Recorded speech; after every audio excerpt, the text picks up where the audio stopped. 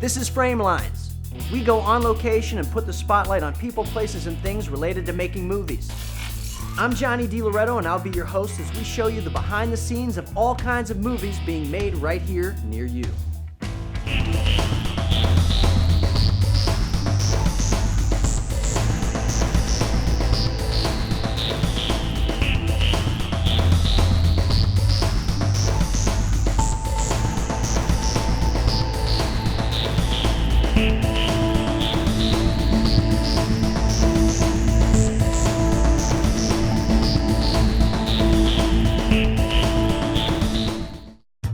Framelines is brought to you in part by grants by the Greater Columbus Arts Council. Planetary Media, state-of-the-art with an emphasis on art. Coming up next, Framelines goes on the set of an indie film. Where are you going? Shores. Don't be gone long. We need to tend to the kids.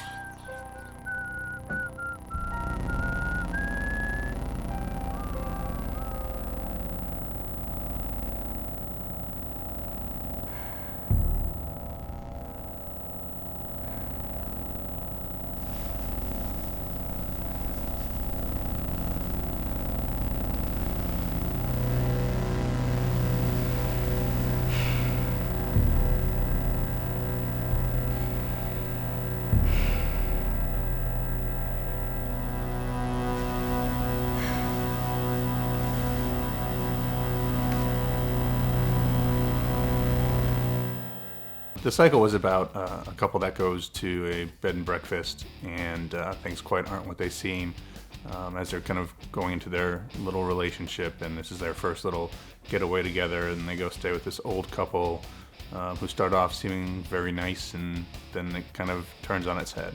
The biggest challenge on the shoot side of the cycle was that the time of year that we shot, it was just unbearably hot on some days. And we shot in August, and it was just brutal. The other issue that we ran into, oddly enough, I had an actor come from Ireland, and he was great and was on point, but when we were recording, we had a lot of issues with just sound in general, because I believe there might be a flight pattern from a private airport or a small airport over the area we were in. So we constantly had planes overhead. And you know, you'd be midway through a take and you're getting what you want, and then it's like, all right, cut. And then you got to sit there and wait for this guy who's clearly doing flying lessons, who's circling over the area that we're in. I've shot in that area recently again, and I was hoping it might have changed, but no, it's one of the worst areas to shoot in just because of the air traffic overhead. How many years was I filmmaking before I made the cycle, or when I made the cycle? I throw college into it, it'd be since 1996. So slightly, I just dated myself, about 20 years, 19 years. Now, I had taken a break. My previous job didn't allow me the time or the support to go ahead and shoot a lot. I do a random 48 here or there, but nothing kind of over the top. And then my new career and where I'm working now, not only do they support me in what I do, but they allow me the time and the resources to do it, specifically having summers off. So that helps quite a bit. And since the cycle, I've done, well, in the past year, including the cycle, I did a total of 5 films, ranging in length from 8.5 minutes to the cycle being 35. The cast of the cycle was kind of an interesting mix. The first role I landed was Mickey Mason. He was from Ireland. Currently residing in the UK. I had met him through some kind of outside kind of connections where he had worked on somebody else's short, and I was put in touch with him and just kind of contacted him, sent him the script, and he loved the role, the lead male role, and he was super excited to come out and fronted his own ticket, even though I was offering to help him, get out here. Joanna Mckinley, she played Abby. And I had heard about Joanna from just kind of the local Columbus community, and I was like, just gave her a shout out on Facebook and asked her to give me a call, sent her the script, we talked a little bit about it, and she was on board. Bill Corona, he was just from the kind of Columbus circles. I was looking for an older man, which isn't the easiest thing to find, and I wanted that look of very aged kind of farmer. And once he contacted me, that was an easy, sell to him, and he was immediately on board. And same with Susan Martin. A lot of people had suggested her. And she's, we talked for a bit, and she offered me the use of her property, which is a farm up in Delaware, and it fit kind of the bed and breakfast look that I wanted. And it kind of was one of those, okay, if you're going to let me use your property, I kind of feel more than obliged to have you in the cycle. And after talking with her and her excitement for the project, it was kind of an easy sell for me of like, okay, I can go with that. On the cycle, yes, I acted as director. I co-wrote it with Shane Curry. She did a bulk of the early script, and then I did all the revisions in the end and rewrote it to my fitting. So I did a chunk of the writing, directed, DP'd, edited, colored, and scored. So my normal run-of-the-mill that I tend to, some people say have too much control, but I don't see it that way. I prefer it that, if there's anyone to blame for anything that goes wrong, I know who to blame, and that's me. I mean, to summarize my experience with the cycle, I don't think I'm ever happy with the movie. There's always a million things that I can do with it, and it just, as a filmmaker, I've got to decide when I'm going to draw that line in the sand and say stop. With the cycle, I had kind of pushed so hard on it and had done so much. It was a long 8-day shoot. It was, some days were, there was one night I think we started at 9. I didn't finish until I think close to 11 the next morning. And just, I was, I think, so exhausted that I needed to kind of take a step away from it. And then I did another short film, go figure, I'm going to take a break and I do something else. And that one was more festival ready, and that's the one that I've been shopping out to festivals. That's Oramus, and then an exorcism type short. But with the cycle, it's like any, film project. It's like hanging out with my family. It's great sometimes, and then at times you want to kill each other, and that kind of just goes with it. And it's how well you manage that situation or those people and get them to refocus and complete the tasks that they need. But overall, we had minimal issues. We had minimal fights. We had a cast that gelled well, a production group that did the best that they could do with the resources that we had, and overall, I'm happy with what we did. It was a challenge, but also rewarding in many ways. And like I said, it's burned the creative juices kind of going in my head. I've been able to do 5 shorts, 4 more since that one. Scott Spears moderated a panel discussion with actors with the Mid-Ohio Filmmakers Association.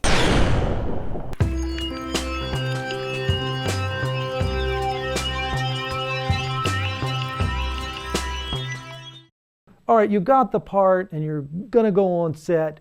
What do you need from the director? What is it you guys are always looking for? Is it, do you want a director to let you run loose and then they rein you in, or do you want a director to talk to you up front and kind of define the parameters and then let you go? So we'll start with Brian. The way that I like to direct is probably also the way I like to be directed. It's that whole golden rule thing. I tend to let the actors do whatever comes naturally to them first, and then I validate those choices and say, I like this, I like this, I like this, I'd like to see more here, I'd like to see less here, I'd like to... So it usually what that does is it gives them that feeling of safety, like that their choices are valid. And I like that too. I don't like to be over-directed when I first walk in the door to sit down. I like for the director to ask me where I'm going to go with it, what I was seeing, and then to say, okay, well, I didn't see it that way, I saw it this way, this way, this way, or to tell me what parts of what I brought in they liked or didn't like is fine. But to me, there's that whole validation process as a director. It gives people that safe place to experiment, because if they're locked up because they've been given all these parameters, you're not going to get the best performance out of them. So I try to direct the way I like to be directed, which is let me do it my way, and then tell me what you don't like, tell me what you do like, and then dial me in, or take me aside and tell me. But that's how I usually like to do it. Christina, what kind of words of wisdom are passed to you that you like? Well, I like to have a conversation with the director before we start shooting, just to get an idea of their vision for the film, their idea of who the character is, how I fit in the story. And so I kind of come in kind of feeling like we're on the same page there. And the thing I really, a couple of things. One thing from a director that I prefer is just tell me. You know, if you don't want me to move my eyebrows, tell me, don't move your eyebrows. You know, just don't try and come around with a different way of, I actually had that direction, by the way. Don't move your eyebrows. That was in Bunyan. You know, it's a visual medium. If that's what they want to see, then just tell me. I've had directors try and get a reaction from me by directing the other actor, and when I'm the one on camera and it's their back to camera and they're the one getting all the notes aside, it just feels like somebody's going to jump out at me or something. So I just want to know, just tell me what you want, and that will work. And yeah, so I think that was it. What advice have you been given on the set through a director that either helped or didn't help? Well, in an overall picture, in an ideal situation, once you've been cast, I think that should be about 90% of it. I mean, if you've gone through the audition process and you've gone through a callback process and then you're going to show up on set, I think it also depends on the type of project, but your performance should pretty much be to where the director is looking for it. That's been my experience most of the time. But then the actual workings with the director, I mean, the best scenario has been in doing a film with a larger role is to be able to have a chance to do a table read, to do some rehearsals, or anything before you actually get to filming. And a lot of times in the indie world, that can help out for several reasons, for not having to do so many takes, finding out what the director wants beforehand before you get all of your equipment and everybody there and all the people. So, but I do enjoy that, and I enjoy having that time of preparation beforehand. As far as being in a situation where it's maybe a bigger budget thing, when you get to a set and you're working in maybe like a day player role and you've auditioned and gone through the callback process, that's pretty much the way your performance is going to be. And I guess I don't expect too much interaction on a larger scale production like that in a smaller role. So I think it's my responsibility as the actor to show up to do what I've done the 2 other times they got me the role, and to try to be consistent in that. But working with a director as far as getting notes or changing things on the fly, I would say what Christina says. Just, it's like, I'm just going to repeat what both of you said. Work with the actor directly. That's what I appreciate. Respect them enough that if there is an issue, to pull them aside. And in a film setting, I think that's the best. That's the way I would prefer to work. In a commercial setting, and I don't know if you want to get into that much. In a commercial setting, if you're working with a client, a lot of the times the client will say something to the director in front of you, and then the director says it right to you. You just got to kind of get an understanding of the environment that you're in, right, and be okay with it. But yeah. One other thing, a lot of times I get asked to do really emotional scenes, and so those, I think some directors want to be all happy and jokey right before the scene, and I kind of might not be the most fun right before that scene happens. I don't need to be in the back room crying before the scene, but sometimes it's nice just to have it be a little bit more somber leading into that. But everybody works differently. I know some people don't need that, and some people need more of that. So that's usually something I've discussed with the director. But I've had directors try and talk me through, while I'm becoming emotional, they're trying to talk to me about things that they think might make me emotional, and it doesn't really work. It's kind of like, it's your own space. Yeah, it's really your own thing, and it's kind of not even something that I don't feel comfortable telling people the things I use to trigger, because then it kind of loses the magic too. So those are, I mean, if we're having trouble, then yeah, let's talk about it. But mostly I just need some quiet space for that.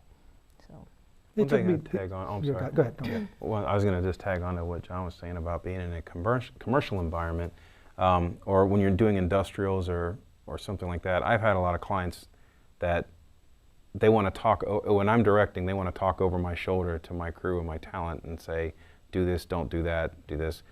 I have to take the client aside and say, this is a ship and I'm the captain, and there to do nothing unless I say that. So the client sometimes struggles with that because they have immediate things. So I also have to take the actors aside. So if you want to empower your directors, whenever a client shouts over that director's shoulder, always defer to the director on set and say, is that what you want me to do? Because after the client does that 3 or 4 times, they'll get that nobody's moving unless the director says it. And then the chain, it just becomes easier. But as an actor, you can empower your director by deferring to them whenever, especially in industrials and stuff, when clients are 2 feet away and they're all, sometimes they don't respect that boundary. They know they're paying for it, they know it's their gig in their minds, so they'll talk over the director, they'll talk to the camera guy, I don't like the way that looks or whatever, and it's like, no, give it to me, I will tell the crew and everybody, and that way, and it's difficult. But as an actor, you can help that just by deferring to the director and always saying, is that what you want me to do, boss? Because that client doesn't seem happy, but you tell me, it's up to you. And eventually the client will get it, that's the way things go. But that's... Yeah, chain of command. Yeah. Peter John Ross breaks down a movie-making technique right now.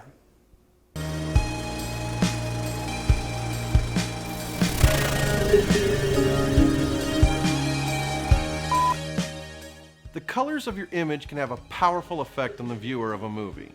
Color grading is a process where you can take your video image and manipulate the colors to make the overall look match the story you are trying to tell. At a very basic level, lack of color in the blues tend to mean stark and lonely. Bright colors and warm orange tones tend to mean happy. Or you can create your own meaning to the color properties in your own movie. One of the best examples of extreme color grading in a film to represent their own internal worlds is The Matrix. The green tint means they are in the simulated computer world. The cold blue colors mean they're in the real world outside of the Matrix. Color grading has become so common today, most cinema cameras shoot a fairly blank color palette to allow for better manipulation in post-production. Having some forethought about color grading process will help a lot, as the sets, lighting, and costumes have to match what your intentions are. Otherwise, the color grading will be a lot more difficult to achieve. So as you plan your next movie, make sure to remember the color when you make your decisions about locations, wardrobe, and even how you light your set.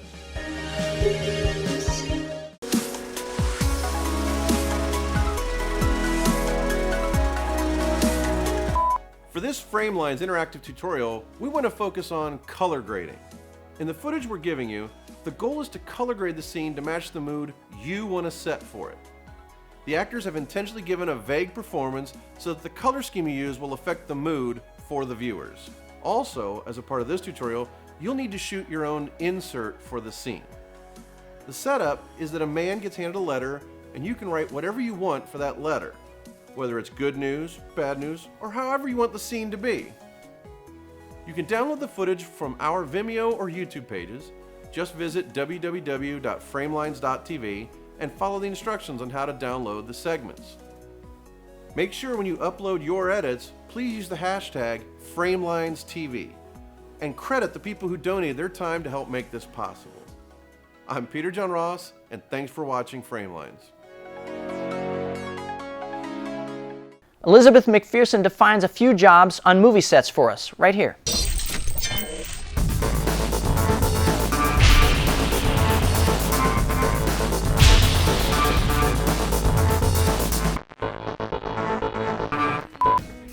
The script supervisor is also known as the continuity person, and during the golden age of Hollywood, they used the term script girl since it was considered a woman's job back then. The script supervisor makes all the notes while the recording is in progress and between takes. A script supervisor can keep track of all the cameras and write down what is seen by each camera. A script supervisor watches the monitor, usually with the director, and takes notes on everything in the shots as they appear and sound.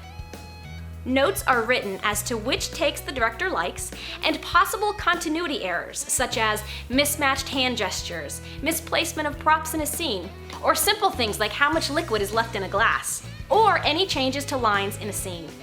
Straight or squiggly lines on the dialogue of the script indicate whether or not the actors are visible or not seen in the shot. All information must match from the slate, so everything from the shoot translates correctly for post-production and editing. And that is what a script supervisor does. The Mid-Ohio Filmmakers Association put on a film contest where the filmmakers had 3 days to write, direct, and edit a short horror film. And now for some behind-the-scenes looks at the filmmakers who took on 3 Days of Terror. I heard about 3 Days of Terror down in Athens, Ohio. I'm a student at Ohio University. Heard it from some of my film friends, and I knew I had to be a part of it. I've been getting into making horror films recently. Mostly sticking to comedy, but Halloween spirit of October really brings out trying to make more horror films, and I don't know, it's a very fun genre. We got the subgenre of supernatural killer. With supernatural killer, we really built our entire movie around our location that we had. We had a floor of an office building for all night, and so we just built the movie around our location and trying to use the location to its best aspects.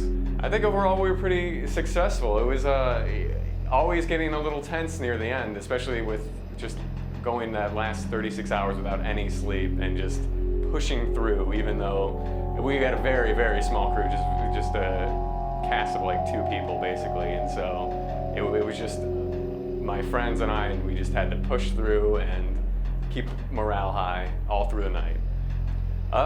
Timed film festivals are really interesting because they offer that urgency, and I think that urgency demands that you figure out the principle of filmmaking, that it's all compromises, and you have to find out how to level down whatever vision is in your head to what is actually practical and what you can actually film, because there are a million compromises you have to make on every shot, every moment. When we're up filming late about a movie of someone staying up very late at night in a very creepy location, and we're starting to get a little sleep deprived, that's when we start to get a little spooked out ourselves, and we start to think that we hear noises, and so we ended up taking a little bit of that inspiration from like what we actually were finding scary that night at 4 in the morning in this abandoned office building and putting it into the movie. Well, I gotta thank my 2 best friends, Bronson Arcuri and Steve DiMatteo. They both came into town. My friend Bronson drove 7 hours from Washington, D.C. just to make this movie so that we could, because we are best friends and we made movies all the time. And my girlfriend Anna Murmer set everything up for this movie and made everything possible. She did all the makeup, got all the location, and she just made everything possible. Well, our first idea for our script fell through. We ended up writing 2 drafts of a 6-page script, and that ended up falling through 48 hours into it, basically. We had to start from scratch in the last stretch, and miraculously it somehow worked out, and I hope it's a coherent movie, because, I don't know, I haven't really seen it yet, but we'll find out. And now let's look at cliches in movies. We're sick of cliches in movies. Here's an example of one of them now.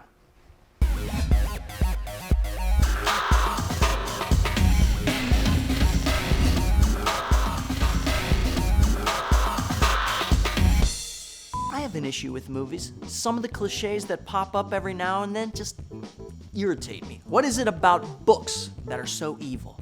If movies have taught me nothing else, they taught me that reading a book out loud is just asking for trouble. One of the few things that might happen if you read a book out loud is the dead will come back to life. Or you might gain some weird power that everyone wants. Or worst of all, you become the chosen one. No one wants that. Claptu verata nictu adium dum quone moante it crashtio et sauno noto kido cudescadado si forer.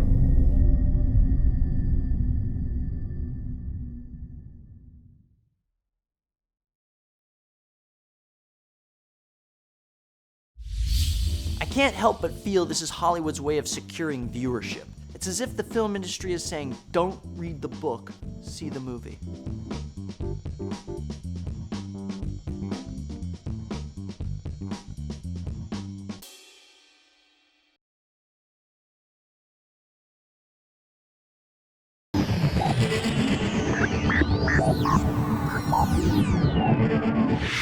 I took a fluff class in college where you're supposed to read a book, watch a movie based on the book, then see a remake of that movie, and write a comparative analysis paper. One of the sets was L. Frank Baum's 1899 novel, The Wizard of Oz, than the seminal 1939 movie, and I was shocked to see the remake listed as E.T. the Extraterrestrial. Even an original 1982 review from the New York Times makes the comparison directly between the two films. Screenwriter Melissa Matheson, then wife of Harrison Ford, worked on the script during the shooting of Raiders of the Lost Ark with Spielberg. What is Dorothy in Oz? An alien. Who helped her? The Scarecrow, Tin Man, and Cowardly Lion. How many kids in the family? 1, 2, and 3. There are all kinds of parallel scenes, like the poppy field sequence in Wizard of Oz is very similar to E.T. and Elliot getting drunk while Elliot's at school. E.T. phone home. E.T. phone home. Sounds eerily similar to There's no place like home. There's no place like home.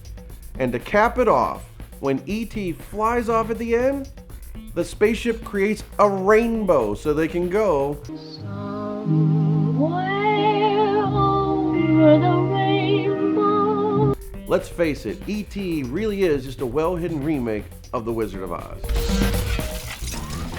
To see extended clips, free online tutorials, or to find out more about the filmmakers, please visit our website at framelines.tv. And please subscribe to our YouTube and Vimeo channels here. Cut, print, that's a wrap for this episode of Framelines. I'm Johnny DiLoretto, and thanks for watching.